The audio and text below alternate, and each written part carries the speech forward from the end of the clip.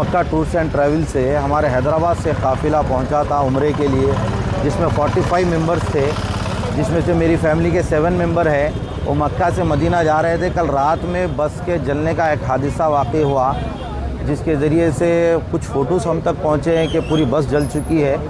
जैसे इत्तला मिली सुबह हम लोग जो है यहाँ पे मक्का टूर्स एंड ट्रैवल्स के एजेंट के पास पहुँचे।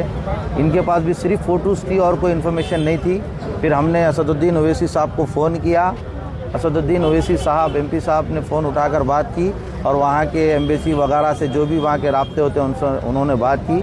फिर फौरी उन्होंने मुश्ताक साहब को भेजा, साहब इन्हों फ्लाई जोन से भिजाओ या किसी और जोन से भिजाओ, हम तो इनके ऊपर ट्रस्ट करके इनके भरोसे पे इनसे अप्रोच हुए, तो जिम्मेदारी इनकी बनती है। और एजेंट का काम इस वक्त ये है कि एजेंट खुद जो है अपना वीज़ा लगा के इमीडिएटली यहाँ से जो वारिसीन हैं, जो घर के लोग हैं, इनको लेकर पहुँचे वहाँ पे। क्योंकि 8 से 10 घंटे होगा इंसिडेंट होके, कोई इन्फॉर्मेशन ना एजेंट के पास है ना हमारे पास है। ये सिर्फ अपने आदमियों से 1-2-4 आदमियों से राब्ते में है, सिर्फ कॉन्टेक्ट्स में। वहाँ के एम्बेसी से, वहाँ के ऑफिशियल लोगों से किसी से कांटेक्ट में नहीं है यहाँ के ये जो एजेंट है ये। तो इन्हों जो है पासपोर्ट इमीडिएटली मंगा कर यहाँ का वीज़ा इशू करके इमीडिएटली जो है हर फर्द से जो भी घर जिसके घर का इंसिडेंट हुआ उनके एक आदमी को लेकर इनको पहुँचना चाहिए। ये सिर्फ बिजनेस हो गया है ये ट्रैवल्स वालों का कि वे पैसे के लिए कोशिश कर रहे हैं। लेकिन जब हादसा हुआ, आप सोचिए 45 लोग हैं, मामूली बात नहीं है। ये 45 फैमिली है, ये सारे के सारे हादसे के शिकार हो गए और ये यहाँ पर ठहरे हुए हैं। इनकी जिम्मेदारी तो ये है कि ये अपने पैसों से वीज़ा इशू कराकर अपने जेब का टिकट लगाकर हम लोगों को लेके जाना चाहिए।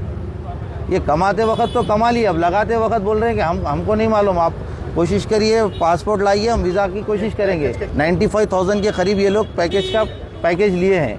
अब इनकी जिम्मेदारी एजेंट की ये है कि ये फैमिली मेम्बर्स को यहाँ से लेकर जाएं। कम से कम एक फैमिली से एक फ़र्द को लेकर जाना इनकी जिम्मेदारी है। और जितना जल्दी हो सकता वीज़ा लगाएं और पासपोर्ट रेडी करवा कर यहाँ से हमको लेकर जाएं। हम तो इनसे गुजारिश कर रहे हैं, अगर ये नहीं बोलेंगे तब भी हम जाएंगे, लेकिन इनकी जिम्मेदारी बनती है। जिस तरीके से ये बिज़नेस करते हैं, ये ट्रैवल्स एक बिज़नेस बन चुका है, लिहाजा इनसे गुजारिश है कि ये अपने एक फैमिली मेम्बर को लेकर जाएँ यहाँ से।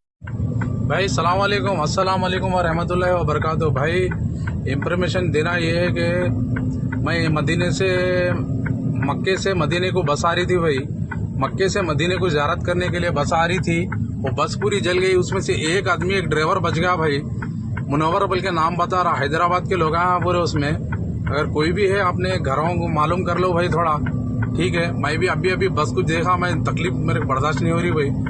थोड़ा मैं वीडियो निकाला, लेकिन एक आदमी मेरे को नंबर दिया, मैं फ़ोन करके उन लोगों को इत्तला कर रहा हूँ, ठीक है भाई।